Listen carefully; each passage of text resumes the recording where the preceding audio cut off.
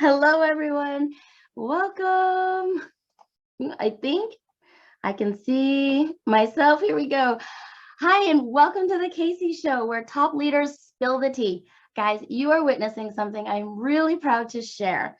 I was encouraged by some of my mentors and friends to go all in and focus on my superpowers in business.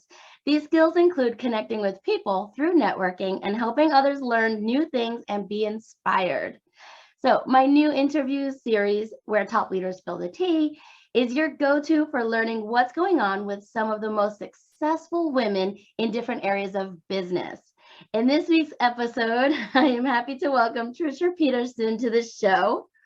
Hey, Tricia. Hello. So Tricia is a NeuroCoach that helps individuals identify how their brain is wired to accomplish more in their lives and business. She has a unique approach to time management and emotional intelligence, so you can take action in a way that is truly aligned with who you are and your core motivations. Okay, guys, help me welcome Tricia to the show. Hey, Tricia, thanks for joining me. Oh, I'm so happy to be here. It's awesome. Yes, I'm so glad you got to come today in your car, just hanging out with us. I love it. Yeah, so this is actually my home office, I'll say. So my family has been traveling the United States for the last about 2 years. So we live in an RV with 5 kids. So this is the most quiet place for people to come and work. So I'm in my car quite a bit. I love it. That was one of the first things I remember seeing in one of your videos, one of your chats. Yeah, it's fun. So, I know I just gave an overview of what service you provide to others, but how about sharing with us your elevator pitch? Sure. So I do a couple of different things, but really where we are focusing today, there's 2 things we'll kind of touch on. One, I have a school, a NeuroCoaching Institute is what it's called, where I teach individuals how your brain is wired, what is going on really below the surface in your subconscious. That's all backed by neuroscience to help you be able to take the action that you need to, removing the roadblocks that are typically keeping you stuck in business and all of those things. So I've been doing that for a while, and that's so fun. And then just about a year ago, we introduced the productivity personality profile, and that goes through and it breaks down when you look at time management, when you look at all of the different things that are out there. Everybody will tell you, oh, you need to time block. Oh, don't time block. That doesn't work. You need to be doing this method, so there's the Pomodoro method and all of these different ways that you can start managing your time. How do you know what works best for you? And you can go through and do trial and error and all of those things, or you can figure out how your brain is wired. And so you know exactly how to organize your time. You know exactly how to implement, because you know what you need to focus on in order to be able to create dramatic results. So that is kind of everything in a nutshell. I think so. I linked that for anybody that that wants it or has questions about it. I did link it below because Tricia gave it to us. I need to take that because time management for me is so hard. Yeah. So when you take the assessment, once you figure out which of the 4 types you are, it goes through and it breaks down exactly what you need to do in your schedule, things that you need to watch out for. What are your strengths? Where you started, like where do you typically fall short? And it's pretty amazing. There's so much awesome stuff in there. So yeah, go take the quiz. It's so good. Okay, I put this towards the end, but I just want to know, what are the 4 types? Okay, so the first one, this is going to be your typical like time blocking personality. So everything is organized by a shape. So these are your rectangles because they really take everything in blocks. And this is how majority of entrepreneurs teach. Like, if you want to be successful, you need to time block your time, make sure everything is scheduled out, right? In the hundreds, literally hundreds of entrepreneurs that have taken this assessment, only 18% of people actually fall into this kind of personality where time blocking works for them. And so whenever I find someone who is like a true rectangle and they're like, oh yeah, it works really well, I'm like, I need to pick your brain because it's all like, it's the least common out of all of the shapes, but it's the thing that we teach the most. So it's really, really interesting. Yeah. So that's the rectangle. A triangle is the next one. This one is actually the most common. It's also the most misdiagnosed because it's based off of the three most important things that you want to base your day off of. So we all want to make sure that we are contributing something that we have value to it. And so it all goes off of the three most important things. So the reason that it's most diagnosed is because this is really how we want to be. We want to know that we are driving, that we've got purpose behind it, that we're being authentic and all of these things. But when you start implementing in your day and looking at like, how do we structure this all out? Most of the time we fall somewhere else. So that's our triangle. Then the next one is an oval. Ovals are typically the ones where people look at it and like, I have no idea how they stay so organized. I have no idea how they get anything done because they seem all over the place. They typically fall into like an ADD kind of category because they seem. It sounded like me from the start, and I am ADHD, so. Yep. So a lot of times someone who's an oval actually does better without a written schedule because they know where they need to be at what times, and they're going to show up and be there, but all the other stuff, they're just going to fit it in the cracks wherever it fits in. Wow, I have to take this test because I think I'm an oval. I don't put times to anything. I just have a list of what I need to get done and just bang, bang, bang, bang, fit them in. Yep. So ovals work really, really well with lists.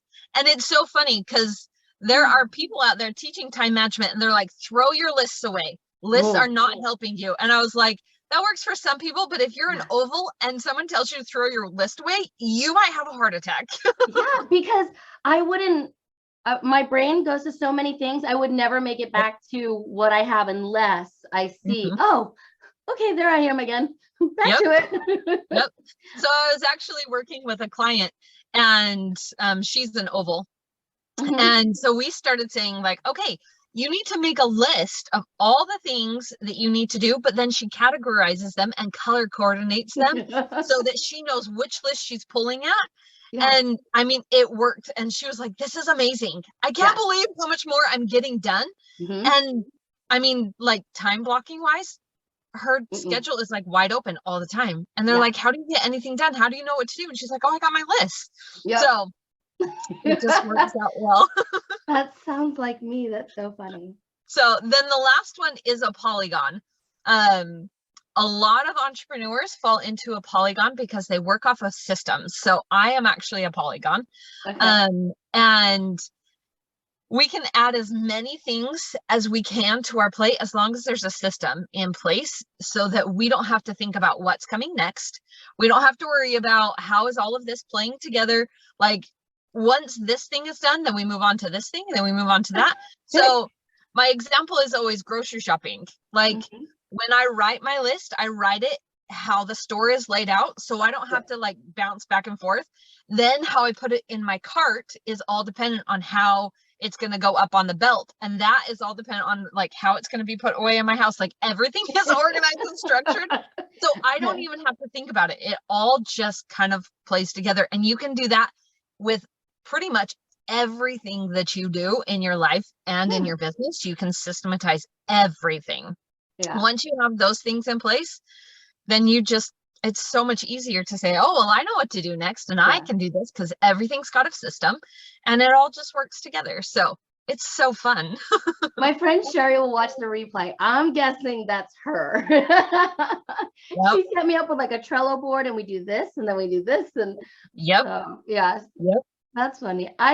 Sherry, you need to take this if you come and watch this later and tell me if I'm right. I love it. That's funny. That is so much fun. So let's see, where are we over here? So about how many entrepreneurs do you think you've worked with over the years? So I've been doing NeuroCoaching for, let's see, I'm coming on 8 years. Wow. And I typically work with, it kind of ebbs and flows. but I typically work with about 100 entrepreneurs every year. So Wow. I've worked with a lot of people, and sometimes it's more of the, neurocoaching side of like, okay, what's really standing in your way? What are the subconscious patterns that you're constantly up against? And sometimes it's been with this, in this last year, it's been a lot of this productivity personality stuff, because so many people struggle with their time management. And, if we can get that one piece, if you can figure out how you're showing up in your day and make sure that you've got the important things, another thing that people talk about a lot is like, oh, well, if you want to be successful, you've got to get up before the sun. You've got to have a solid morning routine.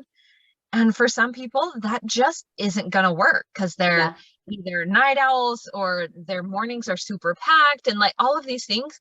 So, I mean, there are some experts out there that are telling you like, you've got to get up at 4:30 in the morning to fit everything in that you want to. And then when people can't make that work, they beat themselves up. Yeah. And they're like, oh, well, I'm just not a very good entrepreneur. Or they go into the space of like, oh, well, this just isn't going to work for me. And we end up putting ourselves down, and we stop ourselves from achieving greatness just because we can't follow someone else's rules. And it's like, wait a minute, especially as entrepreneurs, you get to set your own rules. Right? We make our own. No one says that you have to do it their way. Like, what if you can be successful doing something different? And show them, but it's got to be something that you make sure aligns with you and how your brain is wired. Because if we try to support something that's been successful for somebody else into your routine, if your brain doesn't work that way, guess what? You're not going to be successful at that either. So I think this wouldn't surprise anybody. I am so backwards. Like for me, Tricia, before I go to bed, if I take the time that most people take in their mornings and I write out like my list for the next day, I feel like I'm setting myself up for success the next day, and I like do my brain dump, and then I'm like, ah. So I'll share with you, because you think that you're an oval. One of the best tips that I can give an oval is to have an open and closed routine with everything that you do. So you have a closing routine in your evening, brain dumping. Where do I need to be? What are all the things that are going through my head? That actually helps you sleep better, because now your brain's not trying to help you remember, right? Yeah. But there's also, if you have an open routine where it's like, okay, I know that I'm going to grab this thing and it can literally be, your open routine can be 30 seconds. It's, I need to grab this list that I put together the night before or whatever. But if you look at all of the transitions that you go through in your life, so right now we're both on like work mode, right? My kids aren't here. I'm away from all of the mom stuff. So this is work time, right? So as soon as I'm done with my work time, I'm going to turn and step into mom time. Well, that's a transition. So if I were an oval, I would say, okay, what was I working on? Where was I at? So then I don't have to remember at the night. I don't have to go through the whole day.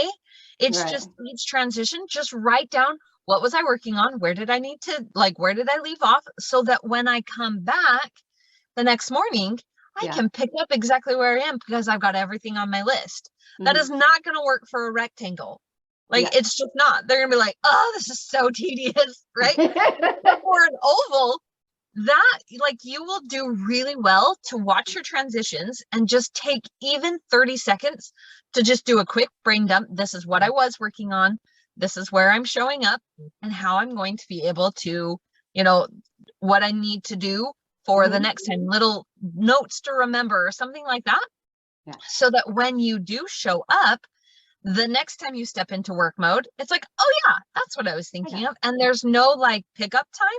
It's all just right there on your list. And because you work so well on lists anyway, it just makes sense, so stuff like that is so fun. So this isn't on the list of questions either, but I'm sitting here thinking time management is so hard for teachers as well. Do you think your personality quiz and getting with you helps teachers as well?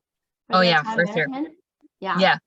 Because I might have to put some thought into putting this on my other channel, because my other channel is all about helping teachers. And I have almost 1,500 teachers on there. So I'm always trying to think of different things to help them. So when you're talking time management, I'm like, Yeah, because here's the thing. As teachers, not only are you managing your time and your schedule, but you've got 20, 30, sometimes a little bit more other people that you're managing their time and their schedules too, right? Right. And if you're an older, like if you teach older kids and you've got different periods, sometimes you're managing 100+ kids all at the same time. Yeah. And so when you know how to structure your day, it's going to help you figure out how to structure your classroom so you can be more productive in your classroom. It's also going to help you understand why there are some kids that when they sit down in your classroom and they just don't want to, it's not because they're being disrespectful, it's because their brain's not there yet. Right. Like there are things that you can do to help them be engaged and show up to do the work, because that's what this is all about. How can we help you better show up to do the work? So if you have all of those things in place and you know what your personality is, and it's beneficial to know all the 4 different personalities, especially from a teacher point of view, because then you can start to recognize signs, and how you motivate a rectangle is going to be dramatically different than how you motivate a triangle. And so that's why everything I teach comes down to what's that core motivation? What is driving people to get things done? And when you understand that, it changes everything. That's so interesting. It reminds me of the 5 love languages, because once I understood other people's love languages, it was so much fun to like figure out their love language. And if it's like, well, mine is words of affirmation. So if theirs was the same, I could like leave sticky notes, or you know what I mean? Like fun little things once you find out somebody's love language or what category they go into. It's interesting to see how you can help them. So yeah, for sure. So what do you think causes many entrepreneurs to get stuck? Right. From my experience, most of it starts right here. It all comes down to us. And I have worked with entrepreneurs who are multiple 6 and 7 figures. I've worked with, solo entrepreneurs, and I've worked with entrepreneurs that have 20, 30 people on their team. And everybody comes down to how you think, how you interact, because your thoughts are the things that are driving your behaviors. It's the thing that's driving your emotions. It's the thing that's driving your outcomes. Yeah. And so when there is something where you're feeling stuck, it all comes down to what are the thoughts in your head around what's keeping you stuck. Most of the time we keep ourselves stuck, and we're going to blame it on a lot of different things. We're going to blame it on the systems, or we're going to blame it on, I don't know how to do Facebook, or we'll blame it on, all of the different excuses. But at the end of the day, we are programmed to overcome any challenge that we are facing. You can overcome anything. It doesn't matter what it is. You can figure out a way to overcome it when you know how to think about it.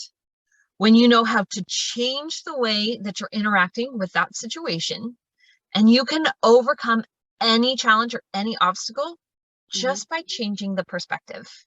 And when we understand that, and we honor how we are and who we're trying to become, that's when we start to gain momentum over all of the things that keep us stuck. So if you can gain control over your thoughts, gain control over the perspective that you are struggling with, that's when things really start to change.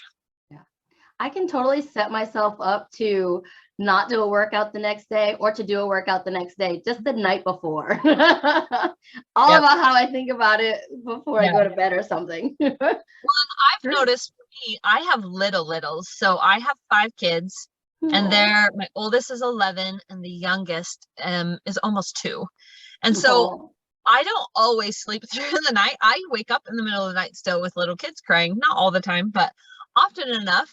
And I've noticed that the thoughts that I have in the middle of the night when I get woken up, if I go into their bedroom and I'm like, okay, like I'm here to just help comfort them and I'm in a good headspace, I have a better night's sleep than if it's like, oh, I got woken up and I'm so tired and everything. Like if I am not in a good headspace when I'm up in the middle of the night, I don't sleep very well. You know, like there's so much power and we don't think about what's going on inside our head. We don't think about the things that are going on in the subconscious, but that's driving 80 to 90% of your day and how you're showing up. All of the automatic stuff that you've got going on, it affects everything that you do.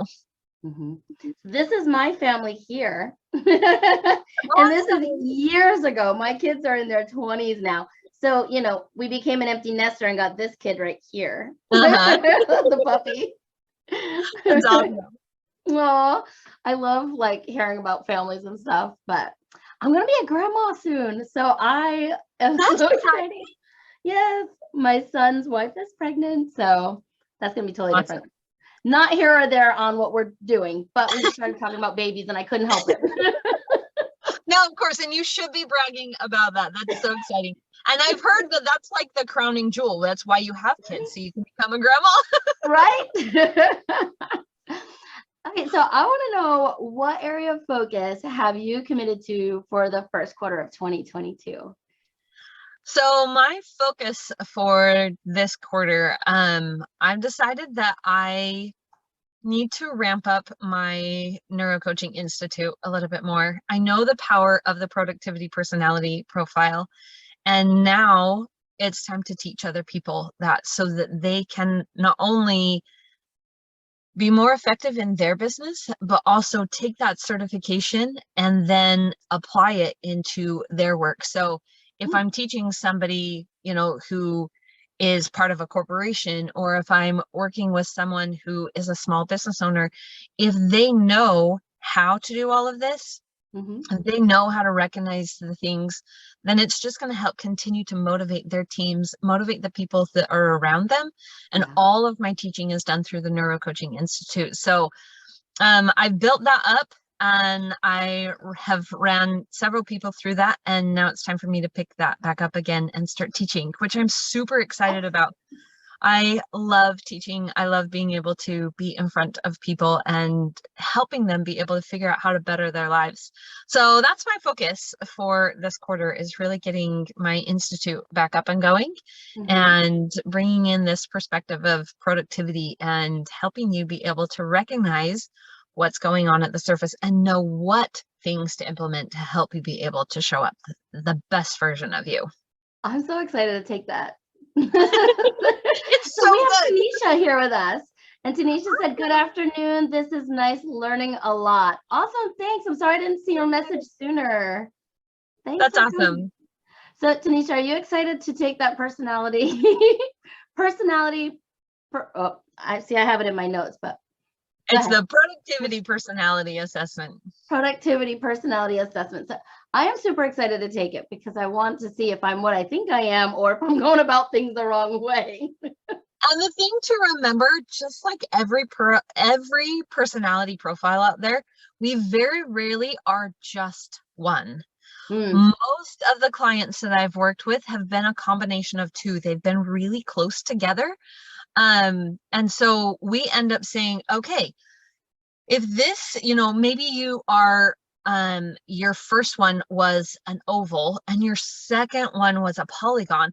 How can we combine those two strategies to build out the best schedule for you so that you are able to show up in the way, I mean, nobody is the same. We're all very unique. And so it is absurd to think that we can all apply the exact same schedule and make it all work for us. You know, you look at in this group, everybody who does lives, everybody does lives just a little bit differently.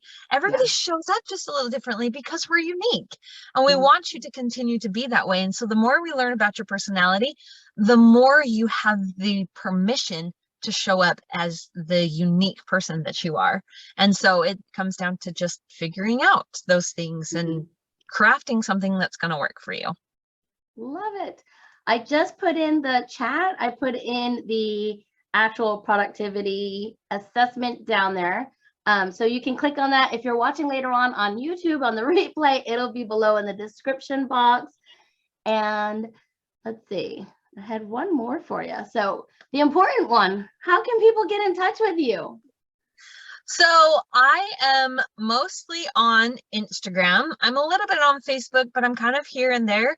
I'm not as consistent on Facebook. So I'm on Instagram a lot. I also do a lot of stuff on Clubhouse. So you can just look me up, just Tricia Peterson. And I'm there, and I try to give as much value in all the places that I show up, because I know that there's so many things that we can learn when we are able to show up and participate for just a little bit. So Instagram and Clubhouse are really the places where I spend a lot of my time. I need to get on those more. Mine is YouTube and Facebook. Well, and I really want to break into YouTube, but I'm a little bit nervous about YouTube, so I haven't done it yet. Okay, YouTube I can help. YouTube is my jam. You can't tell by my entrepreneur channel, but I do have my other one, and I've been studying up on YouTube. So if you have any questions, let me know. That's awesome. I love that. I used to get sick before I went live on YouTube. I was terrified of it. So I like had to put my head down and research. That's awesome. Oh, well, thank you so much for coming, Tricia. It was so nice to meet you. It was lovely to meet you too, Kasie. All right, everyone, take that quiz and let me know what you are. What personality shape do you fit in? Because I would love to know. All right, and we'll see you all next time. Goodbye.